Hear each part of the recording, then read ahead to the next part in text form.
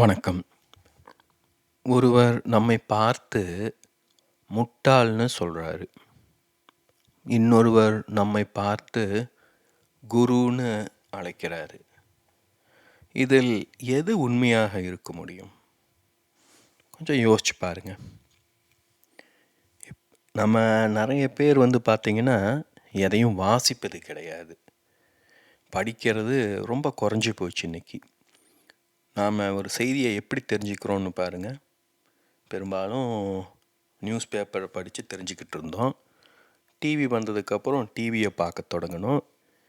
இன்றைக்கி நியூஸ் பேப்பரும் படிக்கிறதில்ல, டிவியும் பார்க்கறதில்ல.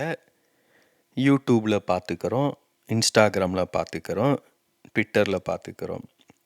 அதாவது நம்மளுக்கு என்ன தேவையோ அது நேரடியாக நம்மளை அடைஞ்சிக்கிட்டு இருக்கு இன்றைக்கி. கொஞ்சம் யோசித்து பார்த்திங்கன்னா, பெரிய பெரிய அரசாங்கங்களே இன்றைக்கி இன்ஸ்டாகிராமு, ட்விட்டரில் தான் நடந்துக்கிட்டு இருக்கு. யார் அமைச்சராக இருக்காங்க, யார் போர் செய்கிறாங்க, எந்த நாட்டுக்கு எவ்வளவு வரி, இதெல்லாம் மீட்டிங் போட்டு சிந்தித்து கூட்டமாக முடிவு செய்யாமல் ஒருவர் தனக்கு எப்போ தோணுதோ அப்போது இந்த முடிவுகளெல்லாம் எடுக்கும் இடத்துக்கு நம்ம வந்திருக்கோம். இதெல்லாம் எவ்வளோ பெரிய முடிவுன்னு நம்மளுக்கு தெரியுதா? அந்த விஷயத்தை நம்ம இன்ஸ்டாகிராம்லேயோ ட்விட்டர்லேயோ போடும்போது ஒரு சில நொடிகளில் கோடிக்கணக்கான பேர் அதை தெரிஞ்சுக்கிறாங்க. அவங்க மனதில் என்ன தாக்கம் ஏற்படும்னு நம்மளுக்கு தெரியுமா? ஸோ யோசிச்சு பாருங்கள். நம்ம இன்றைக்கி எல்லாருமே ஒரு நிம்மதி இல்லாமல் தெளிவு இல்லாமல் இருக்கோம்னா இதெல்லாம் அதுக்கு ஒரு காரணம்.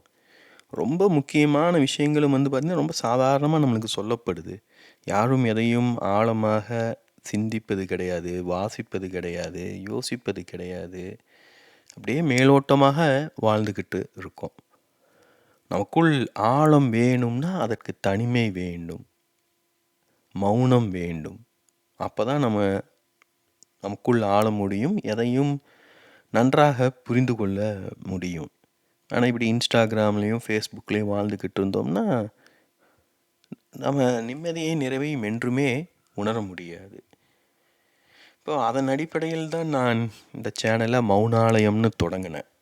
அது மௌனத்தை முன்வைத்தால் எல்லாவற்றையுமே புரிந்து கொள்ள முடியும். நம்ம பேச தொடங்கினோன்னா பேசிக்கிட்டே இருக்கலாம், வாழ்நாள் முழுக்க பேசலாம். இப்போ பேசும்போது ஏதோ சில விஷயங்களை சொல்கிறேன், அது புரிஞ்சுதா புரியலையான்னு சந்தேகம் வருது. இன்னும் கொஞ்சம் பேச வேண்டியது இருக்குது, இன்னும் கொஞ்சம் பேச வேண்டியிருக்கு. இப்படி பேசிக்கிட்டே இருக்கலாம். கடைசியில் பார்த்திங்கன்னா வெறும் வார்த்தைகளும் சப்தமும் தான் இருக்கும். நாம் என்ன பேச வந்தோம், எதுக்கு பேச வந்தோம், ஏன் பேச வந்தோங்கிற தெளிவே இருக்காது. அதனால தான் மௌனத்தை நான் முன்வைக்கிறேன். அதே சமயம் மௌனத்தையும் எல்லாராலையும் புரிந்து கொள்ள முடியாது. இப்போ பேச வேண்டியது இருக்குது. இப்போ இந்த இரண்டுமே நம்மளுக்கு தேவையாக இருக்குது. பேசிக்கிட்டே இருக்கணும், நிறைய பேசிட்டோன்னு தெரிஞ்சபோது மௌனமாக இருக்கணும். வாசிச்சுக்கிட்டே இருக்கணும், நிறைய வாசிச்சிட்டோங்கும்போது மௌனமாக இருக்கணும். இப்போ அந்த மௌனத்தில் நமக்கு உண்மையிலே என்ன தேவைங்கிறத நம்முடைய ஆன்மா கவனித்து கிரகித்து கொள்ளும். அது சாப்பிட்டு முடிச்சுட்டு அமைதியாக ஓய்வெடுப்பது போல். சாப்பிட்றது ஒரு வேலை, சாப்பிட்டு முடிச்சிடனே அமைதியாக இருக்கும்போது அந்த உடல் தனக்கு தேவையானதை செரித்து கிரகித்து கொள்ளும். அதுக்கு தான் மௌனம் தேவை. மௌனம் இல்லாமல் நம்முடைய வாழ்க்கையில் நிம்மதியையும் நிறைவையும் உணரவே முடியாது. இப்போ அதை பல்வேறு விதங்களில் நான் பகிர்ந்து கொள்ள முயன்று கொண்டே இருக்கேன். இப்போ இந்த வார்த்தைகளை கவனிச்சிங்கன்னா இந்த வார்த்தைகளுக்குள்ளும் ஒரு மௌனம் இருக்குது. நான் சொல்வது என்னென்னா, நான் அறிவை பகிர்ந்து கொள்ளலை. அறிவை பகிர்ந்து கொள்வதற்கு பல்வேறு வழிமுறைகள் இருக்குது.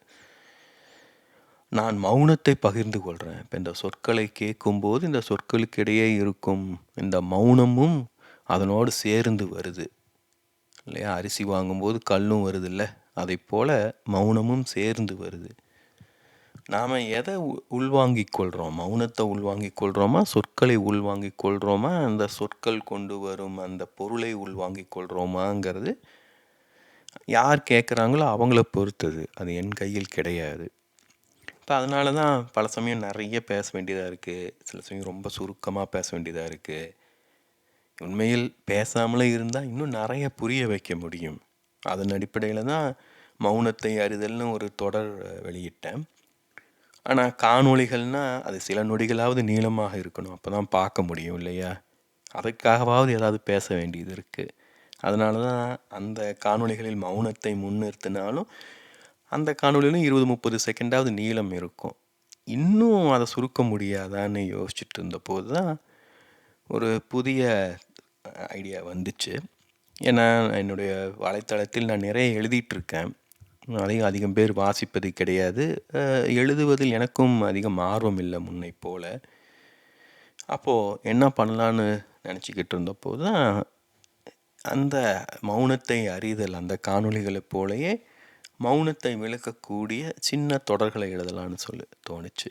அதில் அவ்வப்போது சிலது எழுதுவேன். பெரும்பாலும் பார்த்திங்கன்னா படங்களை கொண்டு நான் சொல்ல விரும்புவதை விளக்க முயற்சி செஞ்சுக்கிட்டு இருக்கேன். இப்போ அதற்கு பல படங்களை உருவாக்கிக்கிட்டு இருக்கேன். ஏற்கனவே உருவாக்கின படங்களை வேறு கோணத்தில் பயன்படுத்த முடியுமான்னு யோசிச்சுக்கிட்டு இருந்தேன். அப்போ தான் இந்த படம் கண்டுபிடிச்சேன். இந்த படத்துக்கான எனக்கு மனசில் உடனே தோணுன தலைப்பு புதையல். புரியுதா புதையல்னா என்னன்ட்டு? பொதுவாக நாம் என்ன நினைக்கிறோம் அப்படின்னா, நம்மிடம் எதுவுமே கிடையாது, நமக்கு ஏதாவது கிடைக்கணும்னு எதிர்பார்க்குறோம். நல்ல வேலை கிடைக்கணும், நல்ல வசதி கிடைக்கணும், நல்ல வாழ்க்கை கிடைக்கணும் அப்படின்னு வெளியில் தேடிக்கிட்டே இருக்கோம். நம்மிடம் என்ன இருக்குன்னு நம்மளுக்கு தெரியுமா? உண்மையில் நாம் தான் புதையல். நமக்குள்ள நமக்கு தேவையானது எல்லாமே இருக்குது. ஆனால் நமக்குள்ளே அதை தேடாமல் நாம் வெளியில் தேடிக்கிட்டு இருக்கோம். அது பலரும் சொல்லியிருப்பாங்க, கடவுள் நமக்குள்ளே இருக்கிறார், தன்னை அறிவது தான் வாழ்க்கையில் வெற்றி பெறுவதற்கான வழிமுறைன்னா சொல்லுவாங்க. ஆனால் உண்மையில் தன்னை அறிதல்னா என்ன? நாம் யார், அதை நாம் தெரிஞ்சுக்கணும். அது அவ்வளோ எளிது கிடையாது. ஏன்னா நம்ம எதை தெரிஞ்சுக்கிட்டாலும் அது நம்முடையதாக இருக்காது. நாமில் அல்லாத ஒன்றை தான் நம்மால் அறிந்து கொள்ள முடியும். சரிதானே? யோசிச்சு பாருங்க. நம்மை நம்மால் அறிந்து கொள்ளவே முடியாது. கண்ணால் கண்ணை பார்க்க முடியாது, காதால் காதை கேட்க முடியாது. நம்மால் நம்மை அறிந்து கொள்ள முடியாது. அப்போ நாம் அறிந்து கொள்ளும் எல்லாமே நாம் அல்ல அப்படின்னு புரிய வரும்போது நாம் அறிந்து கொள்ள எல்லாம் கைவிட வேண்டி இருக்கும். அப்போ என்ன மிஞ்சி இருக்கும்? மௌனம். அந்த மௌனத்தில் என்ன மிஞ்சி இருக்கும்? நாம். நம்மை தவிர வேறு எதுவுமே மௌனத்தில் இருக்காது. மௌனத்தில் காலம் கிடையாது, இடம் கிடையாது, உண்மையில் நாமும் கிடையாது. ஏன்னா நாம் என்பதே மற்றவர்கள் இருக்கும்போது தான் நம்மளுக்கு ஒரு அடையாளம் வேண்டி இருக்குது.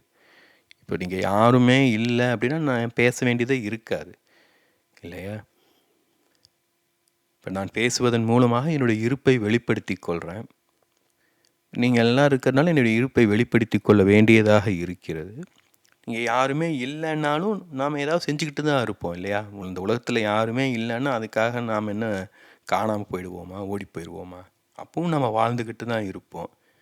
அப்போ நாம் யாராக வாழ்வோம்? அதுதான் உண்மையில் நாம். அதைத்தான் நாம் கண்டுபிடிக்கணும். இப்போ அதை தான் நான் வேறு விதங்களில் முயற்சி செஞ்சுக்கிட்டு இருக்கேன். நீங்கள் சமீபத்தில் நிறைய காணொலிகளை பார்த்துருக்கலாம். வேறு விதங்களில் அதை முயன்று கொண்டிருக்கிறேன். இனி அடுத்த கட்டத்துக்கு செல்ல வேண்டிய தருணம் வந்துச்சு. இப்போது அதில் அதிகமாக நான் மௌனத்தை தான் முன்னிறுத்துவதாக இருக்கேன். ஸோ ஆர்வம் இருப்பவர்கள் என்னுடைய வலைத்தளத்தில் அந்த தொடரை நீங்கள் வாசித்து பார்த்து கொள்ளலாம். இல்லை வழக்கம் போல் இந்த காணொளிகளையும் பார்த்து உங்களுக்கு என்ன தேவையோ அதை புரிஞ்சிக்கலாம். முன்பே வேறொரு இடத்துல சொல்லியிருந்தது போல் இந்த வருடம் ஒரு பரிசோதனை முயற்சி தான். பல்வேறு விதங்களை நான் முயற்சி செஞ்சுக்கிட்டு இருக்க போகிறேன். மெல்ல நான் என்ன செய்யணும், எப்படி செய்யணும், மற்றவங்களுக்கு என்ன வேணும்னு ஒரு புரிதல் தானாக நிகழும். அது நிகழ்கிற வரைக்கும் எதையாவது செஞ்சுக்கிட்டே இருக்கணும். அது நாம் தான் செய்யணும். இப்போ இந்த படத்துக்கும் புதையலுக்கும் அந்த புதையலுங்கிற தலைப்புக்கும் என்ன தொடர்புன்னு கண்டுபிடிச்சிங்கன்னா உங்களுக்கு பல நுட்பங்கள் புரியும். அது புரிஞ்சுது அப்படின்னா நீங்கள் இந்த காணொலியை பார்க்க வேண்டியதில்லை, வேறு எதையும் கேட்க வேண்டியது கிடையாது. இப்போ அதை போல தான் அந்த தொடர். சின்ன படங்கள், எளிமையான படங்கள். அதை புரிஞ்சுக்கிட்டோம்னா நம்மால் எளிதில் புரிந்து கொள்ள முடியாதது பலவும் நமக்கு எளிதில் புரிந்துவிடும். அது எப்படி புரிஞ்சுக்கிறதுங்கிறது ஒரு தனி மனிதர் எடுக்க வேண்டிய முடிவு.